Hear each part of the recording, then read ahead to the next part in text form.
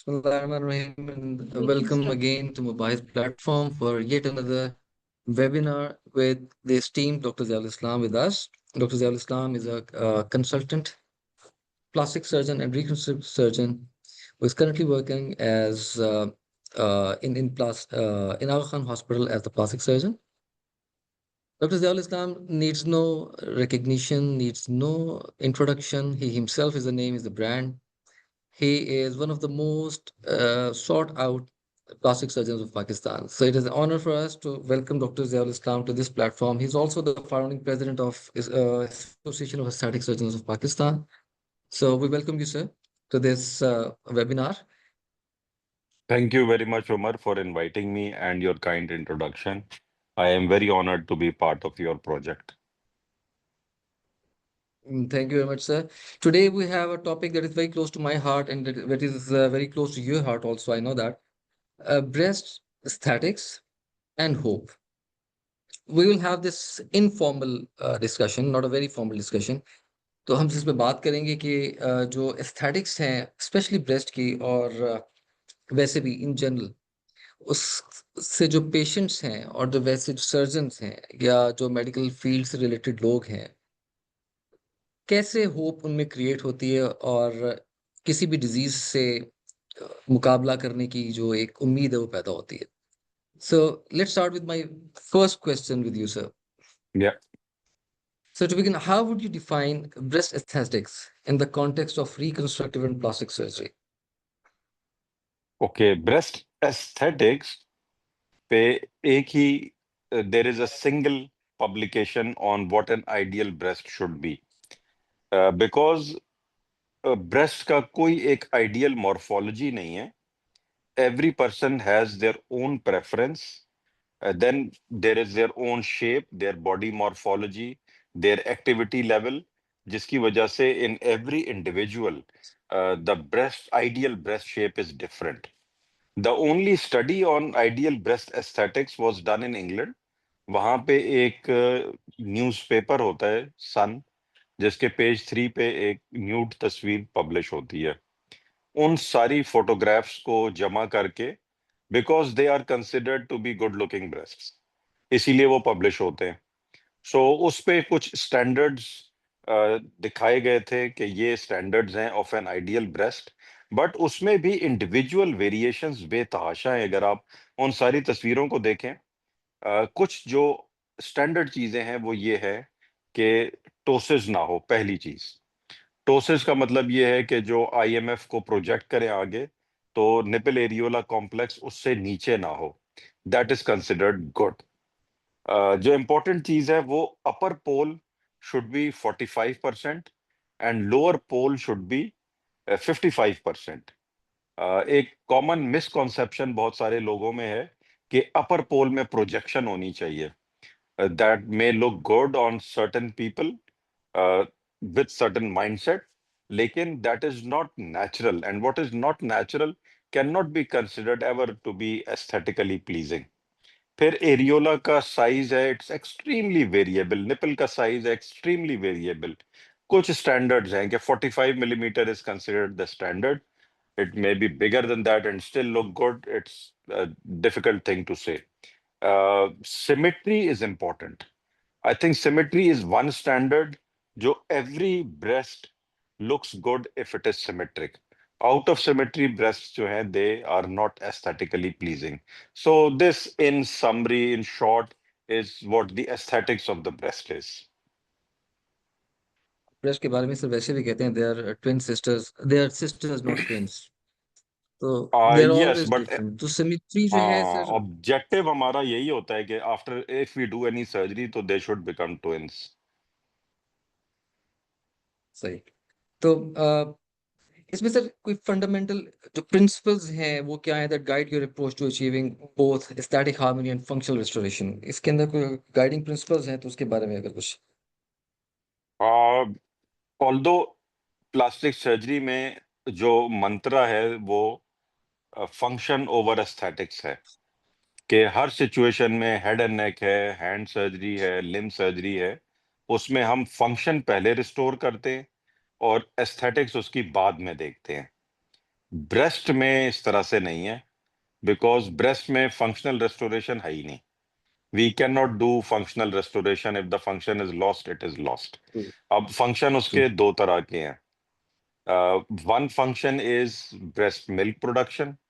वो अगर किसी वजह से चला जाता है तो वो we can not produce that again. Sure that. इसी तरह उसमें एरोजेनस सेंसेशन का है। अभी तक की जितनी साइंस है उसमें there is no way to restore that erogenous sensation. Maybe I have a feeling कि we will start doing those nerve grafts जिससे एरोजेनस सेंसेशन वापस आ जाए, बट टिल नाउ अभी तक फंक्शनल रेस्टोरेशन का कॉन्सेप्ट तो ब्रेस्ट में नहीं है। एस्थेटिक रेस्टोरेशन, अब एक फंक्शन ब्रेस्ट का जो है वो साइकोलॉजिकल स्टेबिलिटी भी है। सो उसकी रेस्टोरेशन जो है वो हमारे लिए पॉसिबल है बाय रिक्रिएटिंग द ब्रेस्ट। और अगर शेप डीफॉर्म हो जाती है तो correcting that shape, making that them symmetrical and according to what the patient's perception of beauty is, के पेशेंट जो समझता है कि ये एक गुड लुकिंग ब्रेस्ट है उसको हम अचीव कर सकें। That is the limitation that we work with. और यही सर आज की हमारी डिस्कशन का टॉपिक भी यही है कि हम स्टैटिकली कैसे जो फॉर्म है उसको अचीव करें so that patient are psychologically in a better position. तो इसमें सर जो मेरा नेक्स्ट क्वेश्चन है वो ये कि जैसे आपने फॉर्म एंड फंक्शन की बात की, आपने शेप एंड फंक्शन की बात की कि आप फंक्शन तो चले रिस्टोर नहीं हो सकता, हम उसकी फॉर्म को रिस्टोर कर सकते हैं। तो आप कुछ एवोल्यूशन देखी है अपने करियर के अंदर, when we started your plastic surgery career, आप इसके अंदर कोई एवोल्यूशन हुई है, इसमें कोई चेंज आई है पहले से अब में?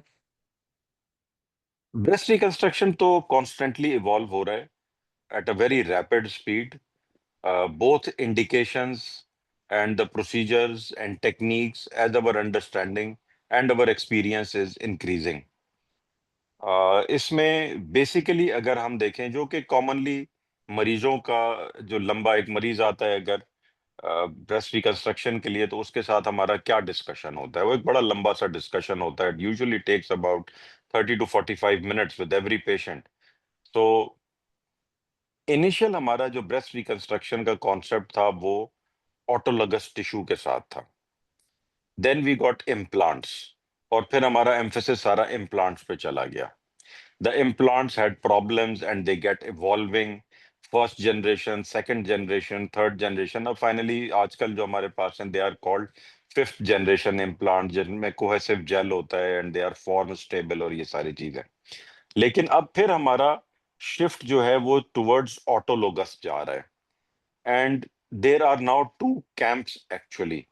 The people who are uh, purely reconstructive surgeons and microsurgeons, they think a better strategy for reconstruction is to have an autologous reconstruction, जो ऑटोलॉगस। कि ऑटोलोगस का मतलब है कि ओन टिश्यू, अगर कोई कॉमन लोग भी सुनेंगे कि उसमें इम्प्लांट इस्तेमाल ना हो, सिर्फ जो बॉडी का अपना टिश्यू हो। उसमें बहुत सारी एडवांसमेंट है। जो मेनली हम टिश्यू यूज करते हैं वो लोअर टमी का, बिकॉज आपका टमी टक भी हो जाए और उसी से ब्रेस्ट रिकंस्ट्रक्शन भी हो जाए। पहले जिस वक्त मैं ट्रेनिंग कर रहा था उस वक्त तरीका ये था कि पूरा रेक्टस मसल सेक्रीफाइस करना ट्राम फ्लावर पड़ता था, सर। ट्रैम फ्लैप करना पड़ता था। अब ट्रैम पेडिकल्ड भी होता था और माइक्रोवेस्कुलर भी होता था। फिर उसी जमाने में, दिस इज अबाउट 2000, जब मैं ट्रेनिंग के अंदर था, तो ये कॉन्सेप्ट आया ऑफ DIEP, कि उसमें मसल को स्पेयर कर दिया ठीक है। जाए, परफोरेटर बेस्ड किया जाए, उसको माइक्रो सर्जिकली डायसेक्ट करके मसल उधर ही छोड़ के और पूरा फ्लैप उठा के लाया जाए। So I think that is currently the state of art in autologous reconstruction. दूसरी तरफ अगर हम इम्प्लांट को देखें, इम्प्लांट बेस्ड अगर रिकंस्ट्रक्शन करते हैं तो मेनली मरीज के साथ हमारी काउंसलिंग ये होती है कि this is a quicker procedure. इसमें आपकी मजीद कोई स्कार या मजीद कोई मॉर्बिडिटी नहीं होती, कॉम्प्लिकेशन रेट कम है, और सर्जिकल टाइम रिड्यूस हो जाता है, कॉस्ट भी थोड़ी सी रिड्यूस हो जाती है as we reduce the time. So अब उसमें फाइट है between people who put in only implant, जो सिर्फ इम्प्लांट डालना चाहते हैं, और वो यूजुअली टू स्टेज करते हैं कि पहले सिर्फ एक्सपेंडर डाल देते हैं जो कि नॉर्मल वॉल्यूम से कम होता है, and when the wound is healed तो उसको चेंज कर देते हैं with the required volume implant. दूसरी तरफ जो कैंप है वो ये कहता है कि हम मसल से उसको कवर कर दें, लैटिसिमस डोर्साई लेकर इम्प्लांट वन स्टेज ही कर दें, आप इम्प्लांट रखें उसके ऊपर मसल रखें, and that is your reconstruction. So these are all the things that are still evolving. कुछ लोग डायरेक्ट टू इम्प्लांट रिकंस्ट्रक्शन करना चाहते हैं, वो चाहते हैं कि जी Yeah. हम बस पहली स्टेज में ही इम्प्लांट रखें, उसके ऊपर कोई मसल ना रखें और उसको बंद कर दें। Unfortunately that has a 20% complication rate. उसमें फिर ए सेलुलर डर्मल मैट्रिक्स का कॉन्सेप्ट अब शुरू हो गया है कि ए ADM से। Cellular dermal matrix ADM Okay. आप यूज कर सकते हैं, क्योंकि अपर पोल जो इम्प्लांट का है उसको तो आप पैक मेजर के नीचे कवर कर सकते हैं, वो ठीक हो जाता है, लेकिन लोअर पोल जो है इम्प्लांट का वो एक्सपोज्ड रहता है, it is directly under the skin. तो वो Okay. That raises the chances of complication, तो उसके लिए वो एडीएम ऊपर रखना चाहते हैं। My issue with this is के if there is any wound breakdown, because आपने अगर सबकुटेनियस मैस्टेक्टमी की हुई है और एजेस जरा से भी अनवायबल है, वूंड ब्रेकडाउन होता है, तो बिल्कुल नीचे आपका एडीएम भी है और इम्प्लांट भी है, so it becomes extremely difficult और almost impossible to salvage the situation. फिर उस सिचुएशन में आपका इम्प्लांट लॉस हो जाता है। I hope this was the question जो मैंने समझाने की कोशिश की है कि व्हाट आर द एडवांसेस। नहीं ये दिस नहीं इज द नहीं, sir current state of the लेकिन reconstruction. sir, so where do you find the balance between ADMs and implants and autologous reconstruction? Balance कहाँ ओके, आएगा सर? मेरी practice में तो it is heavily towards implant based reconstruction. Most of the patients are opting for, although मैं दोनों options उनको दे देता हूँ, दोनों के प्रोज एंड कॉन्स बताता हूँ, but most of the time, more than 90% of the time, they are looking for a simpler solution, because at that moment थोड़ी सी साइकोलॉजी अगर आप इसकी समझें तो उनका जो मेन दिमाग ऑक्यूपाइड है that is towards their cancer. They do want a reconstruction, और थोड़ा बहुत हम उसको सेल भी कर रहे होते हैं कि जी रिकंस्ट्रक्शन इज वेरी गुड, और प्राइमरीली अगर हम कर दें तो उसके रिजल्ट बहुत अच्छे आते हैं, बट उनका उस वक्त primary focus is not breast reconstruction, it is getting rid of the disease. वो एक बहुत बड़ी टेंशन उनके जहन पे होती है। सो वो उस सिचुएशन में it is very difficult for them to opt for an additional 8 hour procedure. वो जनरली जुमला उनका यही होता है कि डॉक्टर साहब इस वक्त तो ये हो जाए, फिर बाद में देखेंगे। सही। सो बैलेंस बिल्कुल इन सही। My practice at least, but there are practices जिसमें most of the time they are doing DIEPs. England में बहुत ज्यादा ऐसे सेंटर्स हैं कि जो डीआईपी ही कर रहे हैं, बट इट इज इम्पोर्टेंट कि दोनों ऑप्शंस मरीजों को दिए जाएं। आई फील कि ये चलता रहेगा इसी तरह ही, कभी भी ऐसा नहीं होगा कि एक चीज जो है वो ज्यादा होने लग जाए और एक कम होने लग जाए। There will always be people doing autologous reconstructions and there will always be people doing implant based reconstructions. Sir, और जो DIAP के आपने बात की वो तो सिंगल स्टेज ही करते हैं सारे वहां पर, कैंसर निकाल के साथ ही उसी के अंदर टमी टक भी हो जाता है और साथ ही वो लंबा प्रोसीजर हो जाता है, लेकिन आजकल तो सिंगल स्टेज ही हो रहा है वहां पे भी। हाँ, अगर आप ऑटोलोगस कर रहे हैं तो सिंगल स्टेज ही होगा, फिर there is no fun in doing a two stage. अच्छा, इसमें भी दो तीन क्राइटेरिया हैं कि when do we want to do an immediate reconstruction and when do we want to delay it. Single stage मतलब immediate reconstruction in my criteria is young patients, no comorbidities and early tumour.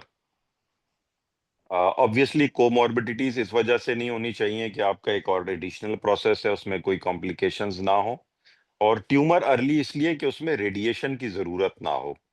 अगर radiation expected है, there is a significant chance कि radiation देनी पड़ेगी, तो I do not opt for an immediate reconstruction. Then I delay it, कि जब आपका radiation सारी हो जाए, because all the fun is lost. आपने जो रिकंस्ट्रक्शन की है वो डिस्टॉर्ट हो जाएगी, there will never be symmetry, so there is no joy in that. लेकिन sir most of the times अगर हम जैसे प्लास्टिक प्रोसीजर्स की तरफ जा रहे हैं या ब्रेस्ट कंजर्वेशन सर्जरी की तरफ जा रहे हैं, तो फिर रेडिएशन तो लगेगी sir. That is why I am not a fan of breast conservation surgery. अगर मुझसे आप पूछें तो I do not advise oncoplastic या breast conservation surgery, purely in my practice setting. मैं ये नहीं कह रहा कि इंग्लैंड में भी नहीं होनी चाहिए, बिल्कुल होनी चाहिए। If your radiation quality is such कि उसके बाद ब्रेस्ट डिस्टॉर्ट नहीं हो रहा, तो फिर तो जरूर आप करें ब्रेस्ट कंजर्वेशन। लेकिन हमारी सेटिंग में ब्रेस्ट इतना डिस्टॉर्ट हो जाता है कि, हम्म। अब देखें, एक ऑप्शन ये है कि आप कंप्लीट मेस्टेक्टमी करें, सबकुटेनियस मेस्टेक्टमी, और रिकंस्ट्रक्शन करें, और फिर आपको रेडिएशन ना देनी पड़े। That is a far far superior option rather than कि उसी पेशेंट में आप ब्रेस्ट कंजर्वेशन करें और उस पर रेडिएशन दें। That radiation will 100% distort the breast.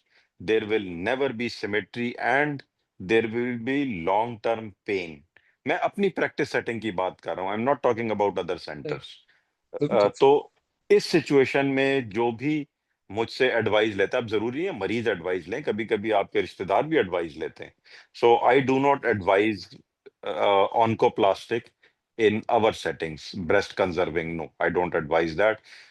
Try your best. मेरी ये पॉलिसी है कि जितना चांस आप रेडिएशन का कम कर सकें, दैट इज बेटर। सर अच्छा, एक और चीज सर, ये मुझे बताइएगा और हमारे साथियों को भी, कि हमने बात शुरू की थी होप से और साइकोलॉजिकल इम्पैक्ट से। तो reconstruction, patient with reconstruction and patient who do not opt for reconstruction, इनकी साइकोलॉजी में फर्क क्या होता है सर? जो कहते हैं कि ठीक है आप कर लें रिकंस्ट्रक्शन, कुछ कहते हैं कि नहीं करें। तो कोई, अगर आपने नोट किया हो तो इन योर प्रैक्टिस।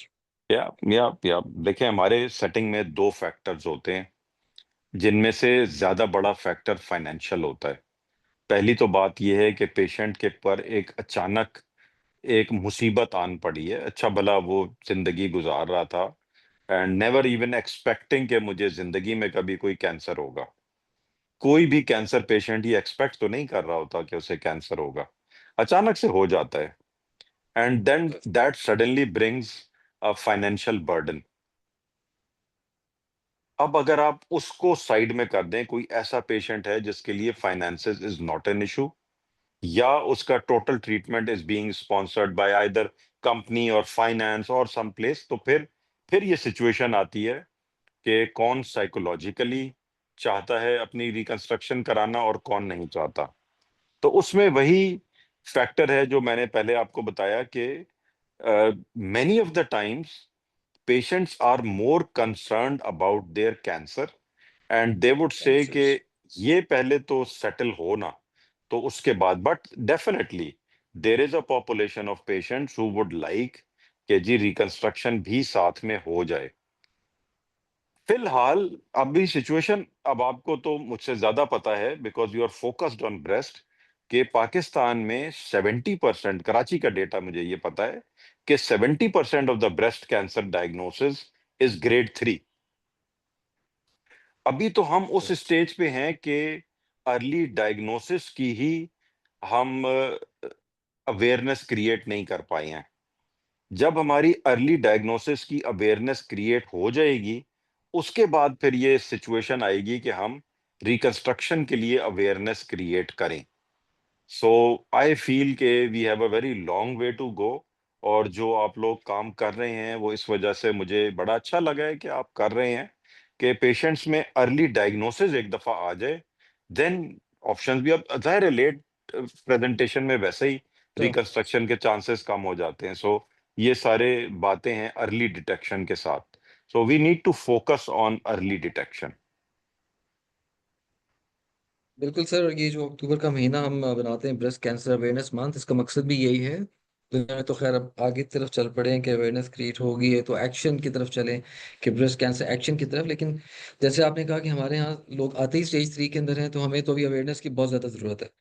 एंड या फॉर दैट मैटर्स डॉक्टर्स को भी उस तरह से ज़्यादा ज़रूरत है, और ताकि उनको पता हो, not just doctors, health care workers, ताकि वो या अपनी जो उन पे डिपेंडेंट पॉपुलेशन है उनको भी वो हम्म अवेयर कर सकें कि इस तरफ सोचें, और अगर कोई प्रॉब्लम होता है तो डॉक्टर से कंसल्ट करें।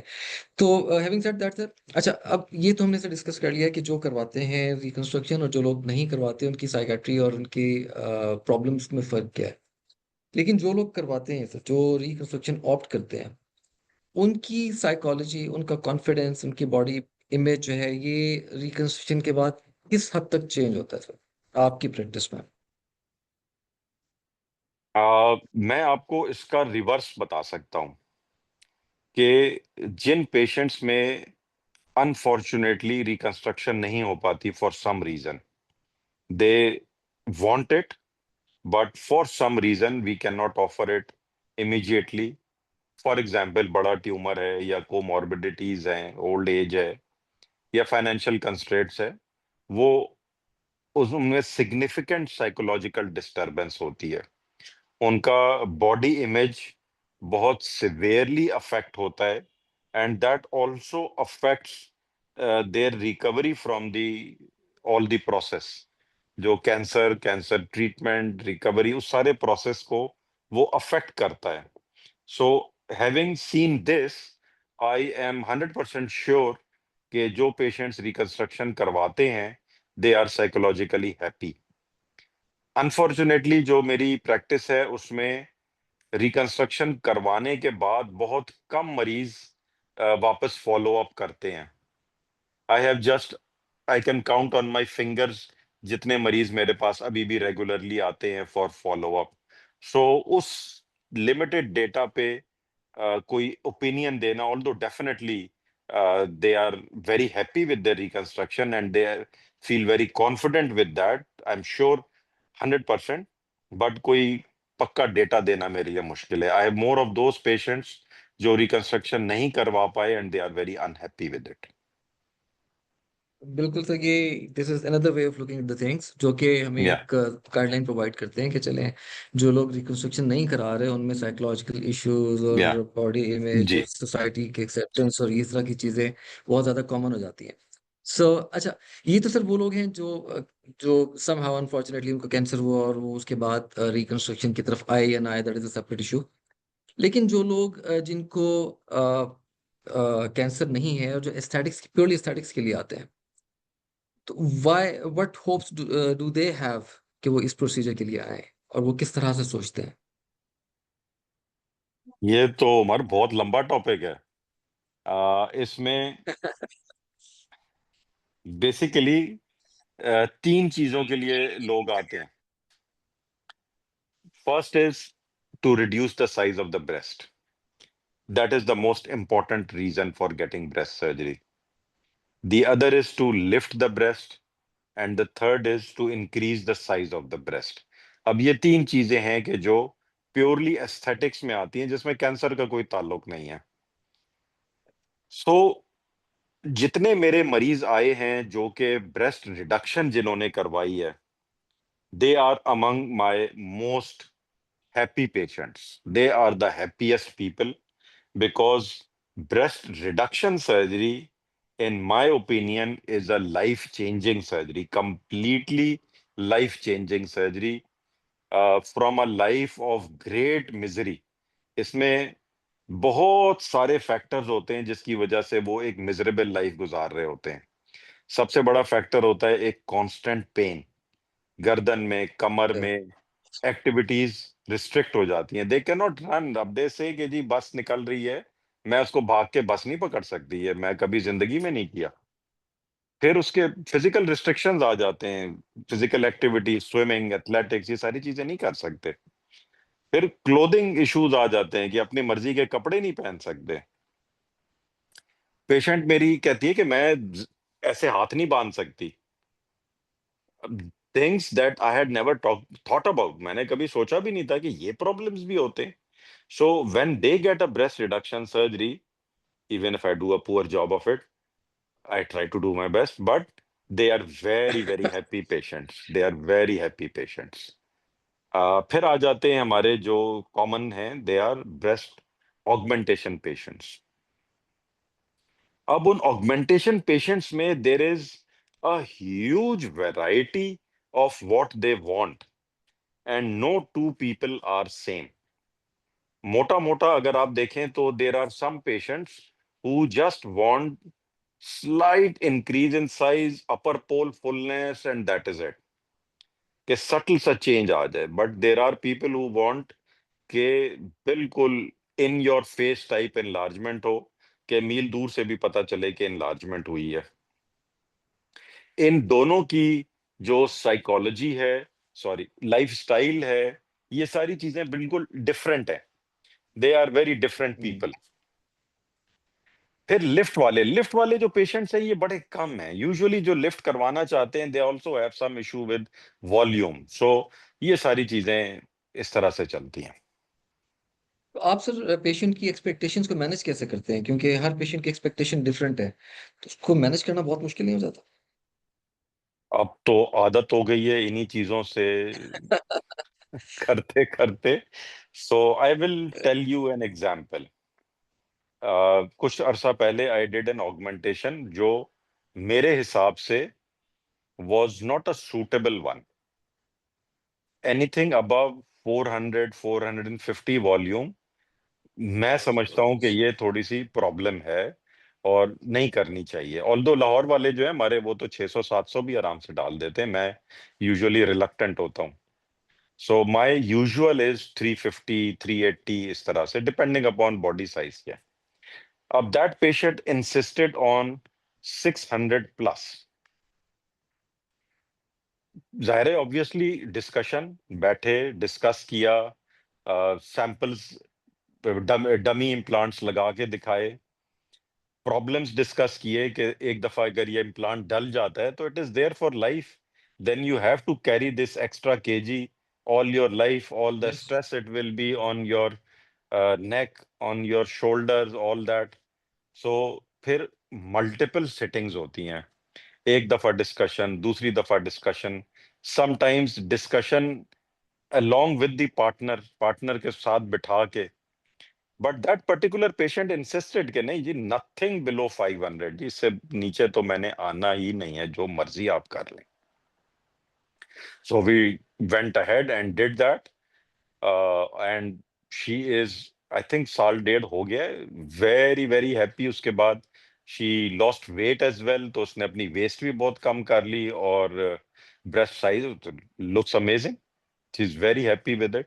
So the important thing is to sit with the patient, discuss everything, और उसके बाद जब आप किसी नतीजे पे बिल्कुल जल्दी में ना करें कि एक सिटिंग में आपने डिसाइड कर लिया कि जी ये इम्प्लांट डलेगा, आ जाएं जी कल लेट जाएं कल कर दें, ऐसे नहीं।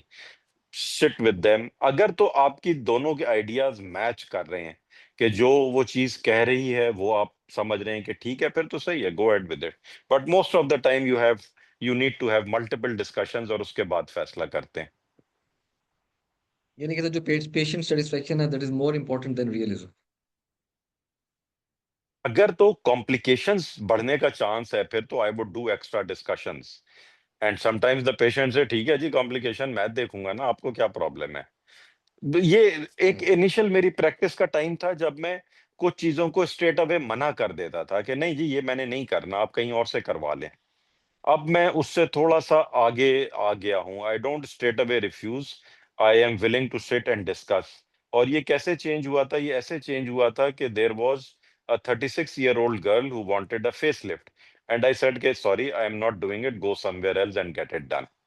She had jowls because of weight loss and she said कि डॉक्टर साहब दिस इज द टाइम कि जब मैंने अपना कैरियर भी एडवांस करना है, अपनी पर्सनल लाइफ को भी एडवांस करना है, हर चीज इस वक्त मेरे लिए बड़ी क्रिटिकल है। तो मुझे तो अपनी लुक्स इस वक्त चाहिए ना, 50 साल में मैंने क्या करना है उन लुक्स का। So that made me change my mind कि आप फेयर एटलीस्ट पॉइंट। डिस्कस तो करें ना, स्ट्रेट अवे रिफ्यूज ना करें, डिस्कस सही। करें। अगर आप एक एजुकेटेड डिसीजन की तरफ जा सकते हैं तो एक्सप्लोर दैट पॉसिबिलिटी और हो सकता है कि आपकी डिस्कशन की वजह से या पेशेंट अपना माइंड चेंज कर ले, या उसकी डिस्कशन की वजह से आप अपना माइंड चेंज कर लें। I am open to that, I am not very rigid कि नहीं बस ये मैंने करना है और ये मैंने नहीं करना। I am not doing like that. बिल्कुल, ये that is also part of the evolution as a surgeon जो आप जिससे आप गुजरे हैं। Yes, I think this is one of the factors that has changed in my practice over time. कि straight सही। अवे रिफ्यूज अब मैं बहुत कम करता हूँ। I am willing to, at least जब उसने कंसल्टेशन की एफर्ट की है, टाइम लिया है, इतनी दूर से आई है, बैठी है, जो बैठा है बैठी है, जो भी है, तो आई एम विलिंग टू। अब फॉर एग्जांपल, अब मेल पेशेंट्स कम के मुझे लिप में फिलर्स चाहिए, अब आपका एक इमीडिएट रिस्पॉन्स है कि यार जाना यार, but sit down, discuss with them कि जी बताइए what do you want, what is your expectations, and if you feel कि ठीक है तो गो विद इट, अगर नहीं तो पोलाइटली समझा दें कि this is the issue, why I am not willing to do this for you, but you can seek other opinions, किसी और से बात कर लें। अच्छा सर, हमने इसमें जो फाइनेंशियल एस्पेक्ट्स और डिफरेंट चीज़ों को तो हमने डिस्कस किया, लेकिन कल्चरल इन्फ्लुएंसेस कितने हैं सर ब्रेस्ट की एस्थेटिक्स के ऊपर, या वो फेड अवे हो रहे हैं इस वक्त? बड़ा इंटरेस्टिंग कल्चरल डिफरेंस है। अगर आप हमारे जो कोलीग्स हैं लाहौर में उनसे डिस्कस करें तो majority of their patients is breast augmentation, and very large volume augmentations. South में कराची में जो मेरी प्रैक्टिस है, that is by far more breast reductions than augmentations. So the acceptable और the standard breast size in Karachi is different, although इस पे research नहीं हुई है। I hope somebody does a research on this, कि जो this is an patient observation. Expect, हाँ this is my observation, के patient expectation of an ideal breast in Karachi is different from that in Lahore. People in Karachi are preferring a smaller breast that is more compatible with ability to wear more clothes, clothing options, being more active and mobile and athletic, corporate work, ये सारी चीजें, less embarrassed. So, but Lahore mein, in Karachi, they would consider it an embarrassment. In Lahore, they would like to consider it as an asset. So, I hope I am not touching any uh, toes पे sensitivities. stepping, sensitivities में नहीं जा नहीं रहा, नहीं, but this is my observation. बिल्कुल ठीक हो गया सर। अच्छा सर, एक एक एक और क्वेश्चन मेरे जहन में कभी कभी आता है कि जी। जब हम बात एस्थेटिक्स की कर रहे हैं तो ऑप्शंस हमारे पास काफी सारे हैं। For example Yeah. जैसे आपने अभी बताया कि इम्प्लांट्स हैं और ग्राफ्ट्स हैं। फैट ग्राफ्टिंग को सर आप कहाँ देखते हैं, जो फैट ग्राफ्ट हम करते हैं Oh, okay. ऑगमेंटेशन के लिए? Yeah. As a stand-alone procedure, I started with a lot of enthusiasm towards fat grafting. Uh, sculpting हो जाती है सर आपके, जो जिन एरियाज के अंदर जरूरत है वहां से स्कल्प भी आप कर देते हैं, निकाल लेते हैं extra fat and you know put it अच्छा, आपके समवेयर ना एल्स, तो बहुत सारे ऑडियंस के माइक ऑन हुए हुए हैं। हाँ, ये इकरा गाड़ी मैंने भी देख लीजिए चेक इसको। किया I have muted है। them. Okay. Okay, thank you. Okay, so sorry, फिर से सवाल करना, this was an important question. हाँ, फैट ग्राफ्टिंग की बात कर रहा था सर, क्या फैट या ग्राफ्टिंग को आप किस हद तक यूज करते हैं? I started with a lot of enthusiasm for fat grafting, and I thought it was an amazing thing. And I used to tell patients कि जी ये तो बड़ी जबरदस्त चीज है, आपका अपना टिश्यू है, मिनिमल मॉर्बिडिटी है, but there are some problems with fat grafting, जिसकी वजह से as a stand alone procedure मैंने इसको करना ऑलमोस्ट तर्क कर दिया। अभी अगर कोई बहुत प्रेसिंग रीजन आ जाए तो I might do it, but usually I avoid it as a stand alone procedure. क्या प्रॉब्लम्स? सबसे पहला प्रॉब्लम के ब्रेस्ट में फैट ग्राफ्टिंग का सबसे बड़ा कॉम्प्लिकेशन इज सिस्ट फॉर्मेशन, के सही। छोटी छोटी सिस्ट बन जाती हैं। अब वो सिस्ट जो हैं, अगर तो देखें इम्प्लांट में कोई प्रॉब्लम हो तो आप इम्प्लांट निकाल सकते हैं ना। अगर आपकी 50-60 सिस्ट्स अंदर बन गई हैं तो आप कुछ भी नहीं कर सकते उनको। सही।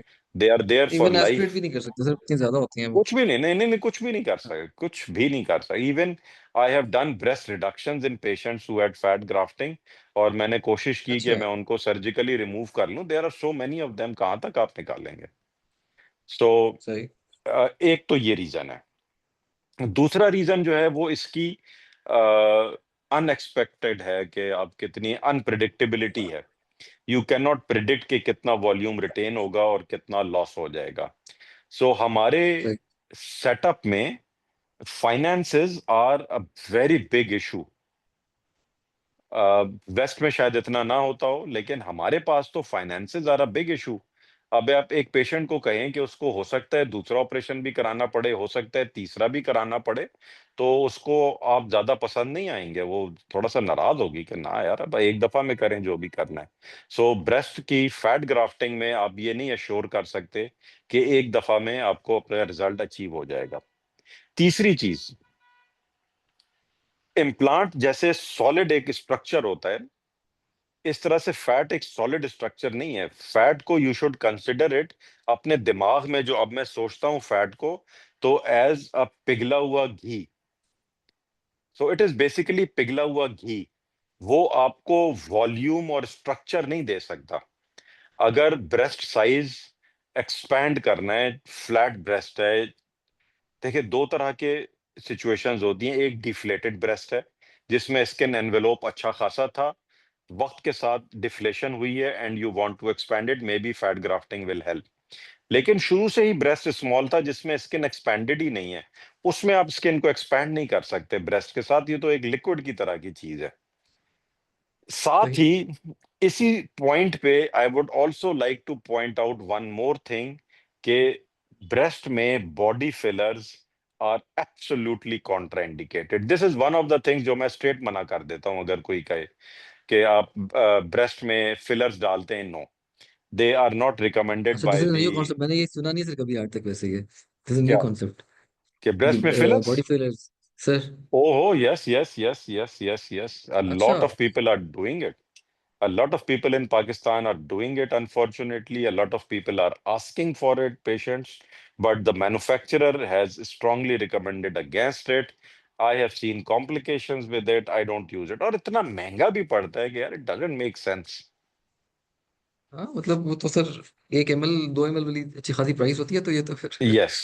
एक एमएल भी आपको एटलीस्ट 20-30,000 का मिलता है, तो आपने अगर मिलता है to exactly. Hundred M L डालना है तो इट इज क्वाइट एक्सपेंसिव। सही। तो अच्छा, अब sir you are also the founding president of association of aesthetic surgeon of Pakistan, और आपने एस्थेटिक सर्जरी के लिए आपकी नुमाया खिदमात भी हैं सर, उसको आगे लेके जाने के लिए। As far as breast surgery is concern, आपका क्या ख्याल है कि सर पाकिस्तान में इस वक्त जो ब्रेस्ट सर्जरी का सीन है वो कितना डेवलप्ड है, और उसको डेवलप करने की कितनी जरूरत है? या सो ब्रेस्ट सर्जरी की जब हम बात करते हैं तो इसमें जैसे हमने अभी तक डिस्कस किया है, दो स्पेसिफिक फील्ड्स हैं। एक है dealing with breast cancer and the other is dealing with aesthetic improvement of the breast. फिलहाल देर इज नो ऐसा मैकेनिज्म जिसमें कोई एक स्पेसिफिक सर्जन इन दोनों चीजों में ट्रेन हो रहा हो। As a plastic surgeon, I accept my deficiency in understanding breast cancer. जो अंडरस्टैंडिंग लेवल ब्रेस्ट सर्जन्स का है ब्रेस्ट कैंसर के बारे में, वो मेरा नहीं है। I will openly admit it कि ऑल्दो प्लास्टिक सर्जन समझते हैं कि हमारे करिकुलम में ब्रेस्ट कैंसर शामिल है, लेकिन हमारा उसमें इतना फोकस नहीं है और उतनी क्लैरिटी ऑफ थिंकिंग नहीं है जितनी ब्रेस्ट सर्जन्स की है। रिकंस्ट्रक्शन में ब्रेस्ट सर्जन्स, आई फील के we have a better understanding, but treating with the cancer itself they have a better understanding. फिर ब्रेस्ट एस्थेटिक्स में breast surgeons have absolutely no understanding. अभी फिलहाल अभी तक ऐसा है कि breast surgeons have no understanding of breast aesthetics. Maybe बाद में, अल्लाह करे, मेरी तो कोशिश है। सीपीएसपी में जब ये ब्रेस्ट सर्जरी का पार्ट 2 शुरू हो रहा था, तो प्लास्टिक सर्जरी की जो फैकल्टी थी उसने काफी इस पे शोर किया था और अपने कंसर्न्स रेज किए थे कि अगर आप एक स्पेशलिटी रेज कर रहे हैं कि ब्रेस्ट सर्जन, तो that should be a comprehensive speciality जिसमें उस सर्जन को ऑन्कोलॉजी और एस्थेटिक दोनों पे उबूर हासिल होना चाहिए। इसको अनफॉर्चुनेटली सीपीएसपी ने ओवर रूल करके और ऐसा करिकुलम बनाया है that is heavily focused on breast cancer. Although उसमें उन्होंने एक रोटेशन डाली हुई है 2 महीने की कि ब्रेस्ट एस्थेटिक्स की रोटेशन कर लें, but to my mind that is meaningless. 2 महीने में क्या उसने ब्रेस्ट एस्थेटिक्स सीख लेनी है, हमें 10 साल में नहीं समझ आती। So it takes time, it has to be learned. I think it should be an equal volume of learning, both cancer के लिए भी, रिकंस्ट्रक्शन के लिए भी, और प्योर एस्थेटिक्स के लिए भी। That would make a very comprehensive breast surgeon. अब जैसे एक I have a friend in America, लुइविल कैंटकी में, Michelle Plazo. She is basically a breast surgeon. She's basically a plastic surgeon Plastic and a surgery. microsurgeon, but practicing breast cancer and breast surgery. अब उसकी understanding of breast surgery is I think very very good, very very good. But still उसका जो breast cancer का treatment है वो reconstruction में involve होती है, but doesn't get involved in breast cancer treatment या रिसेक्शन के ट्रीटमेंट में। सो आई फील कि अगर हम एक लेबल लगाते हैं ब्रेस्ट सर्जन का, तो उसके लिए एस्थेटिक्स को सीखना इम्पोर्टेंट होना चाहिए, और इतना को मुश्किल भी नहीं है। I think a 1 year rotation should be enough in a high volume centre. Sir आपकी बात से मुझे याद आ गया, last year I was in Turkey to attend a breast cancer conference. तो वहाँ पे सर मुझे एक जो चीज़ पता चली, तुर्की में आजकल ये चल रहा है कि जो इम्प्लांट्स हैं they have taken them away from the breast surgeons and handed over to plastic surgeons. तो प्लास्टिक सर्जन्स ही इम्प्लांट कर सकते हैं और रिकंस्ट्रक्शन कर सकते हैं। ब्रेस्ट सर्जन वहाँ पे अब रिकंस्ट्रक्शन इम्प्लांट बेस्ड रिकंस्ट्रक्शन नहीं कर रहे, और फ्लैप बेस्ड तो वैसे ही प्लास्टिक सर्जन्स कर रहे होते हैं। तो this was a new thing for me, वहाँ जाके ये इन्फॉर्मेशन मिली। तो एटलीस्ट तुर्की में उन्होंने, आप वाली बात है कि उसको उन्होंने सेपरेट कर दिया है कि ये प्लास्टिक सर्जन के इंटरेस्टिंग पास ही है, रहेगा। इंटरेस्टिंग है। या आई थिंक, या मेरे ख्याल से इसमें ये इंपॉर्टेंट चीज है कि जब उस बंदे को डिसीजन लेना चाहिए जिसके पास सारे ऑप्शंस अवेलेबल हों। राइट। जिस बंदे के पास एक ही ऑप्शन अवेलेबल है इम्प्लांट डालने वाला, उसको अगर आप डिसीजन लेने देंगे तो वो तो हर पेशेंट में एक इम्प्लांट डाल के छोड़ देगा। ऐसे ही इम्प्लांट की पॉकेट्स बना के उसमें इम्प्लांट डाल देना is not the static surgery. इसके लिए आपको काफी सारा कुछ although again time I am और नॉट बीइंग कमिटल, मैं कमिट बिल्कुल भी नहीं कर रहा, बट जस्ट सोचना, इस पे डेलिब्रेशन हो सकती है, गुड और bad, pros and cons. Maybe they have taken a right decision, maybe इसमें इश्यूज हो, some people will have issues, तो वो डिस्कस हो जाने चाहिए। अच्छा सर, इसी क्वेश्चन से अगला एक और बात निकली, वो ये कि वो कौन सा माइंडसेट और कौन से की स्किल सेट होना चाहिए एस्पायरिंग सर्जन्स के लिए to become an aesthetic breast surgeons. की जो है, आई थिंक किसी भी speciality, not even medicine, key is a drive to keep updated with new knowledge and new skills. ये चीज मेरे नजदीक सबसे इंपॉर्टेंट है। अगर आप कोई एक लेसन किसी एस्पायरिंग सर्जन को देना चाहते हैं, वो यही है कि they should keep updating their knowledge and their skills. मैंने इसमें अपने सेटअप में पाकिस्तान की अगर बात करें तो बहुत ज्यादा दफा ये एक्सपीरियंस किया है कि there are surgeons who are considered experts in one particular field, but after a certain time, maybe a decade, they become irrelevant because they are बिल्कुल sticking to their old techniques, their old mindset, and they become irrelevant.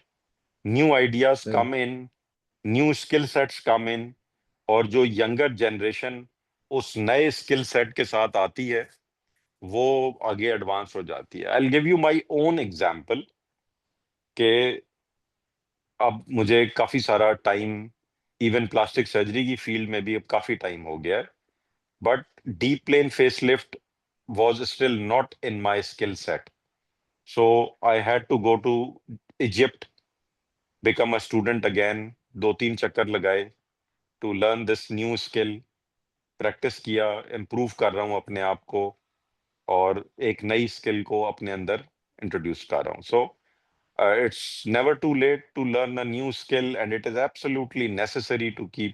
अब एक चीज endoscopic facelift है which is still not very common in Pakistan. So that is something that needs to be explored and unless somebody does it, we will keep falling back.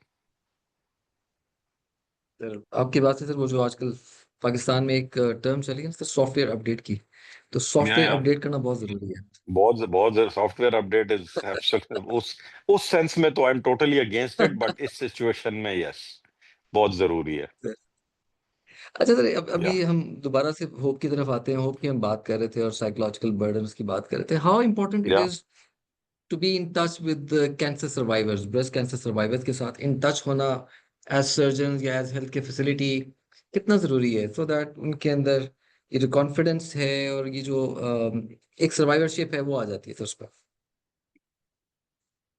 It is important but आपको खुद भी ये अंदाजा है कि for a surgeon it will not be possible कि वो अपने कैंसर सर्वाइवर पेशेंट्स के साथ इन टच रहे because of two reasons. One reason is obviously the volumes. आपके पास जो एक करंट वॉल्यूम ऑफ पेशेंट्स है वही इतना होता है कि it is sufficient to keep you busy and you have very little time for patients who are. और एक्चुअली तो मरीज आते भी नहीं है. Once they are done and they don't have any problems they will not bother you again unless के आप बिल्कुल सही. फ्री ट्रीटमेंट कर रहे हैं, आप सीएमएच में बैठे हैं तो फिर तो वो आ जाएंगे बार बार.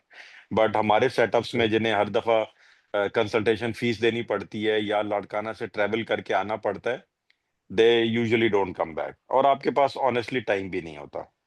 दूसरा फैक्टर है psychological burden.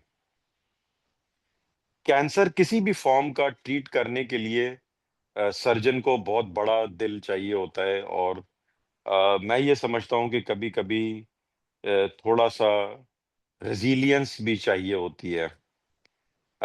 If you die with every patient then you will not go very far. It is very unfortunate, but empathy sometimes can be your weakness.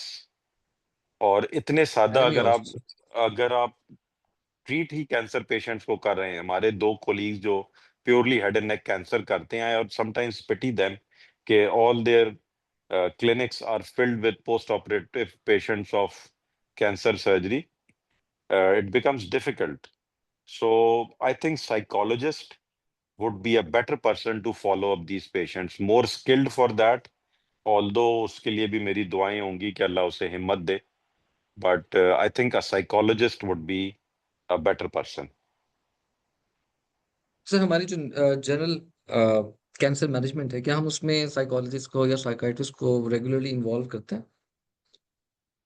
Regularly तो नहीं करते लेकिन ऑफ एंड ऑन करते हैं. Yes we do and it is important. करना चाहिए. It is और ये जो इम्पोर्टेंट ब्रेस्ट और कभी कभी ब्रेस्ट हमें करना पड़ता है. सर, और जो एस्थेटिक्स है सर, उसके लिए ओके. इन्वॉल्वमेंट कितनी जरूरी है सर, साइकोलॉजिस्ट की या यस साइकाइट्रिस्ट की? मैंने कभी नहीं किया. I don't know maybe. I never had the need to involve a psychologist in making a decision. I feel कि किसी एक रेगुलर साइकोलॉजिस्ट को शायद समझ ही ना आए कि बात हो क्या रही है. अब ये जो बोझ है ये हमें खुद ही उठाना पड़ता है और जो थोड़ी बहुत साइकोलॉजी इसमें इन्वॉल्व है of choosing a breast size may be शायद बॉडी डिस्मॉर्फिया के किसी पेशेंट में अगर इफ वी आइडेंटिफाई कि जी पेशेंट को बॉडी डिस्मॉर्फिया है तो उसमें दो ऑप्शंस हैं. या हम रिफ्यूज कर सकते हैं या साइकोलॉजिस्ट को रेफर कर सकते हैं. आई थिंक मेरी प्रैक्टिस में over the last years that I remember 4-5 years में I had one patient of rhinoplasty जिसको मैंने साइकोलॉजिस्ट को रेफर किया था. But that was a very clear and obvious case of psychological disorder. तो otherwise तो अभी तक कभी ऐसा maybe I am doing something wrong, हमें करना चाहिए नहीं कर रहे, but I have not involved a psychologist in any case that I remember. So, coming towards the end of this very informative webinar. Where do you see breast aesthetic surgery in Pakistan in the next decade? क्या हम progress कर रहे हैं? Are we on Yeah, the right track? yeah. I see it growing very much, बहुत ज्यादा. Because simple, अगर आप data, मेरी वाहिद प्रैक्टिस का डेटा देखें, I got retired from the institution in 2018, and in the first year of my practice I had, I think, 3 or 4 patients for aesthetic breast surgery, but that number kept increasing. उसके immediately बाद Covid आ गया था, and even during covid my volumes were still increasing. So जैसे जैसे हम काम करते जाएंगे और कम्युनिटी में हमारे रिजल्ट्स चलना फिरना शुरू हो जाएंगे, there will be people walking around telling the story कि this is has happened and this is possible. तो ये वॉल्यूम्स बड़े एक्सपोनेंशियली इंक्रीज हो रहे हैं. Social media also has a role to play in this, but whatever the reason, I have seen the volumes going up significantly, जिसकी वजह से मैं ये एक्सपेक्ट कर रहा हूं कि एटलीस्ट कराची में breast reduction surgery has become very, very, very, very common, and there is a lot of patient load for it. So I see a lot of volumes. अब रिजल्ट्स इंप्रूव होंगे या नहीं होंगे हमारे, ऑब्वियसली जब volumes increase होंगे तो हमारी टेक्निक भी इंप्रूव हो जाएगी, बट आई होप कि हमारे जो सर्जन्स हैं वो टेक्निक भी अपनी इसके अलावा भी इंक्रीज करें, मरीजों पे सीखने के बजाय. I recently went to Turkey, वहाँ डॉक्टर सरदार एरन है. I saw his webinar and I was very impressed with this technique. एक पर्टिकुलर टेक्निक है उनकी डी एपिथेलियलाइज्ड स्किन को यूज करने की. I really liked it, so I talk to him. He was a very decent soul and he invited me to Turkey, और मैं गया और उनके साथ देखा मैंने, and I learned not just that technique but a lot of other things from him which improved my results. So ये चीजें दोनों ही होनी चाहिए. सिर्फ ये नहीं होना चाहिए कि वॉल्यूम इंक्रीज हो और आपकी टेक्निक इंप्रूव ना हो. They both should go hand in hand, and inshallah it will be. Sir आपकी बात है ना, एक बड़ी इंटरेस्टिंग जो आपकी ऑब्जर्वेशन है, दिस इज वेरी इंटरेस्टिंग कि कराची में, क्योंकि जब हम एस्थेटिक्स की बात करते हैं, ब्रेस्ट एस्थेटिक्स की, तो जो फर्स्ट इमेज आता है जहन में वही होगा कि चले इम्प्लांट्स है, इम्प्लांट बेस्ड जो है ना वो एस्थेटिक्स इस लिहाज से इम्प्रूव कर रहे हैं.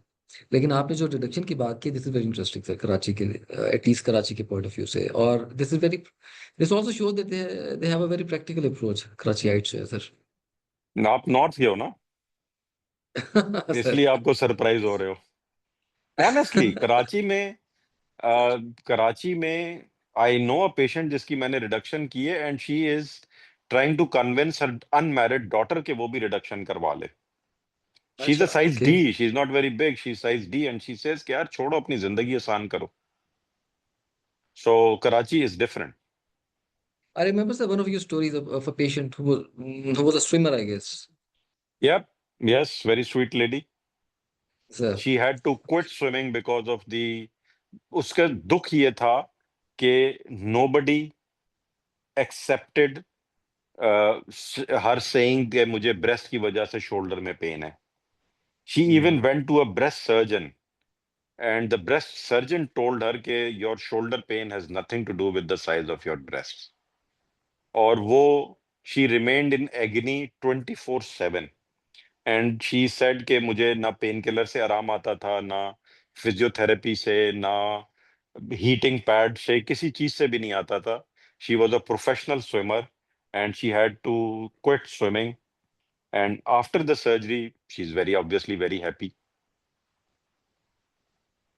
सही हो गया. तो ये जो सर अभी आपने जिक्र किया कॉन्फ्रेंसेस का और वेबिनार्स का, और इस तरह की जो एक्टिविटीज है सर, मोर हम्म. स्पेसिफिकली जो कॉन्फ्रेंसेस है, how hmm. Good are they in enhancing this this quality और सब कुछ ये सर, इसको कैसे देखते हैं सर आप इसे? कॉन्फ्रेंसेस दो तरह की होती हैं और उनके दो मकसद होते हैं. एक कॉन्फ्रेंस होती है सोशलाइजिंग के लिए, कि जिसमें आप हम्म. लोगों से मिलते हैं उसमें जरूरी नहीं है कि आपकी नॉलेज या स्किल बहुत ज्यादा बढ़े, थोड़ी बहुत शायद बढ़ जाए, लेकिन कोई बहुत सिग्निफिकेंट फर्क नहीं आता। दूसरी टाइप ऑफ कॉन्फ्रेंस होती है जिसमें आप अपनी नॉलेज और स्किल इंप्रूव करना चाहते हैं। तो जो हमारे यंग सर्जन्स हैं उनको इन दोनों में फर्क समझना चाहिए। फॉर एग्जाम्पल, एक मेगा कॉन्फ्रेंस है जिसमें 3-4 हजार रजिस्टर्ड लोग हैं और 5-6 हॉल्स चल रहे हैं, हर जगह डिफरेंट लेक्चर हो रहे हैं और 3-3 से 5-5 मिनट के लेक्चर्स हो रहे हैं। उसमें generally you will have a good time, you will meet a lot of people, there will be a very nice gala dinner और म्यूजिक श्यूजिक, बट उसमें से आप कुछ लर्न करके नहीं निकलेंगे। और I don't want to name it, but उस तरह की अगर कॉन्फ्रेंस आपने एक अटेंड कर ली है तो उसका जो नॉलेज कंटेंट है वो ओवर नेक्स्ट 4-5 इयर्स चेंज नहीं होगा। आप 5 साल बाद फिर जाएं दोबारा तो फिर शायद कुछ आपको नई चीज नजर आए। अच्छा, उसके बरक्स एक कॉन्फ्रेंस होगी जिसमें छोटी सी कॉन्फ्रेंस होगी, एक हॉल होगा, उसमें लिमिटेड नंबर ऑफ फैकल्टी होगी, 3-4-5, इससे ज्यादा नहीं। And they will give detailed lectures and they will do live surgeries and they will be available to you for Q&A event के बाद भी। लंच कर रहे हैं, टी पे आप they you can talk to them. वो कॉन्फ्रेंसेस जो हैं वो एम होती है at improving your skill and your knowledge. तो अब मैं प्रेफर करता हूं कि इस तरह की कॉन्फ्रेंस हो जिसमें limited number of faculty giving a lot of their input, और उसमें बड़ा पर्सनल 1-to-1, और दोनों तरह की कॉन्फ्रेंसेस होती हैं। फॉर एग्जांपल, जो हमारी AASP की कॉन्फ्रेंस अभी इस्लामाबाद में होनी है नेक्स्ट वीक, शुरू से हमारा एम इसमें ये रहा है कि इसमें लिमिटेड नंबर ऑफ फैकल्टी हो। हमने इनिशियली तो 3 या 4 लोग सिर्फ बुलाए थे, and get the maximum juice out of them, कि उनके आप एक ही बंदे के 6-6 लेक्चर्स रख लें कि वो आप उससे फिर सीखें, समझें, चीजों को, हर एस्पेक्ट को समझें, और उसी से आप सर्जरी भी कराएं, तो वो फिर आप लर्न करते हैं स्किल भी और नॉलेज भी। तो ये दो तरह की डिफरेंट कॉन्फ्रेंसेस हैं। फिर एक तरीका है कि आप किसी की, जैसे मैंने आपको बताया, मुझे सरदार एरन की टेक्निक बहुत पसंद आई, I contacted him and then went over to him, spent some time with him understanding his technique. His Interestingly, I also learned some philosophy from him. He works 3 days a week for only 6 months. 6 महीने वो छुट्टी अच्छा, करता है, okay, और उस 6 महीने में जो वो काम करता है उसमें भी हफ्ते में सिर्फ 3 दिन काम करता है। एंड ही इंसिस्ट कि this is interesting, much better than working all the time. सही। So तो वो you एक visit छह people, you महीने के learn बाद things. वो फ्रेश होके आते हैं और उसके बाद अपना फुल देते हैं और 3 दिन काम करके एंड यू नो बेस्ट देते हैं मैं तो अपना। ये हैरान था कि भाई आप 6 महीने छुट्टी करते हो, करते क्या हो? तो सर हमारे लिए तो ये मुसीबत है, 6 महीने ऑफ हो जाए तो हम करेंगे क्या? सर, आप आर्चरी करेंगे सर, आप जो है ना वो बुल्स आई हिट करेंगे सर आप। Probably yes. So he takes his yacht and goes to Greece. अच्छा, okay, that's nice. Archery sir आपकी कैसी चल रही है? चलें थोड़ा सा टॉपिक से हटके आते हैं सर इस पे। ओके, तो आर्चरी को बहुत अच्छी नहीं चल रही। आर्चरी अच्छा, में हमें हर्डल्स और हिंड्रेंसेस और ये सारे आते रहते हैं। सो लेकिन अभी आ रही है ना, हमारी नेशनल कंपटीशन आ रहा है, नेशनल टूर्नामेंट आ रहा है। अभी रिसेंटली हमारे 2 आर्चर्स गए हुए थे Korea. Korea is considered the central hub of archery in the world. जो कोरियन आर्चर्स हैं they are by far the best. वहाँ की जो एकेडमीज हैं, जो ट्रेनर्स हैं, दे आर अमेजिंग। सो हमारे 2 आर्चर्स वहाँ गए थे and they both won some medals there. So we were very excited. Excellent. अच्छा है, हाँ, we are very happy about that.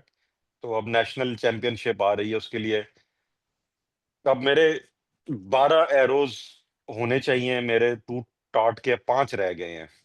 तो थोड़ा सा मैं दुखी भी हूँ, अब नए खरीदने पड़ेंगे, महंगे आते हैं काफी, और पाकिस्तान से मिलते भी नहीं है। इसलिए मैं थोड़ा सा आजकल डाउन हूँ। Once I get those 12 arrows तो फिर शायद बेहतर हो जाए। इंशाल्लाह, इंशाल्लाह सर, आप 12 नहीं, आपको 24 मिल जाएंगे सर इंशाल्लाह। हाँ, नहीं, तो 24 तो कभी नहीं, कभी भी नहीं हो पाए। They are very expensive. ठीक हो गया sir. Sir, coming back to the topic of hope, हम एक बार फिर से होप की हाँ। बात करते हैं। तो सर आपका जिस तरह हम्म। पोइट्री में जिस तरह से आपका इंटरेस्ट है सर, तो हमें पता है सर, आप हम आपकी इंस्टाग्राम की रील्स भी देखते रहते हैं जिसमें आप पोइट्री कई दफा रिसाइट कर रहे होते हैं डिफरेंट लोगों की, और बहुत अच्छा आपका ज़ौक है सर, माशाल्लाह। थैंक यू तो वेरी मच। सर, तो कुछ सर अगर आप हमें अता करें होप और उम्मीद से रिलेटेड कुछ पोइट्री या जो भी आपको पसंद आए सर, हम सुनना जो चाहेंगे आपसे। कैंसर कैंसर पेशेंट्स है ना, उनको हमेशा देख के मुझे यही ख्याल आता है कि यार चला जाता हूँ हंसता खेलता मौजे हवादिस से, अगर आसानियां हो जिंदगी दुश्वार हो जाए। तो बस हाँ ये एक रेजिलियंस अंदर से, एक होप ऑफ बेटरमेंट, और लाइफ इज अ स्ट्रगल, यही चलता है हर बंदे को मेरे हिसाब से। कोई ना कोई इम्तिहान मिला होता है कुदरत की तरफ से, किसी को कुछ मिलता है, किसी को कुछ मिलता बिल्कुल है। Sir, thank you very much. और आखिर में सर हम चाहेंगे कि आप अपनी पसंद के कुछ कोई शायरी कुछ हमें आप अगर आप सुनाएं। यार I would have love to do that, मुझे जुकाम लगा हुआ है और इस वक्त अब खांसी शुरू हो गई है। Let us keep that for ठीक है, सम अदर टाइम। चलिए उसके लिए लास्ट हम एक नाइट, रिलैक्स सेशन रख लेंगे जिसके ऊपर हम जो या सिर्फ पोइट्री बात करेंगे सर। इंशाल्लाह इंशाल्लाह। लास्ट नाइट चल, वी हैड इवनिंग आउट, तो ओपन एयर में था, that did not contribute well to my sore throat. तो अभी इतनी देर बात करने के बाद अब खांसी भी शुरू हो गई। सर सर नेक्स्ट टाइम इंशाल्लाह सर, थैंक ताला। You so much. Thank you so thank much, you. It was an honour having you on this platform, mobiles के प्लेटफॉर्म पे सर। आपको इसको आप अपना प्लेटफॉर्म समझें, हम आपको बार बार तंग भी करेंगे और आपके लिए प्लेटफॉर्म हमेशा हाजिर है। और इंशाल्लाह पोइट्री का जो है हम एक सेशन, वो अब आपके साथ कमिट कर लिया आपने, हमें कमिटमेंट दे दी इसकी, हम इंशाल्लाह एक पोइट्री का सेशन Inshallah. रखेंगे। Yeah, I would love to do that, you know that. And I must sir congratulate you for this good thought. और आप लोग ये अच्छा काम कर रहे हो यार, आई रियली लाइक इट। और अल्लाह ताला, अच्छा इसमें just apart from this medical advice, आपको लॉजिकल एडवाइस भी चाहिए, लॉजिस्टिकल एडवाइस भी चाहिए हो, तो I am always available. I have considerable now experience in these online things, so I will be happy to give any guidance whenever you require it. Sir, thank you so much, और we are honoured कि आपने sir हमारी request को honour किया है। जो हम इंशाल्लाह फरवरी में एक कोर्स जो हमने एक करना है, जो कि कॉम्प्रिहेंसिव ब्रेस्ट सर्जरी कोर्स है। Thank you very much for that sir. तो इंशाल्लाह वहाँ पे भी हमारी मुलाकात होगी और आपकी जो इंशाल्लाह। वैल्यूबल नॉलेज है उससे हम सब लोग मुस्तफीद होंगे, और जो खासकर हमारे ट्रेनीज हैं और जो हमारे यंग सर्जन हैं वो भी उससे मुस्तफीद होंगे। So once again sir, thank my you so pleasure. Much. Thank you for being here sir, और it's an honour having thank you sir on this you. Platform. इंशाल्लाह will see you again sir. Thank you, bye bye, अल्लाह हाफिज। Thank you sir. सलाम Allah sir. Hafiz.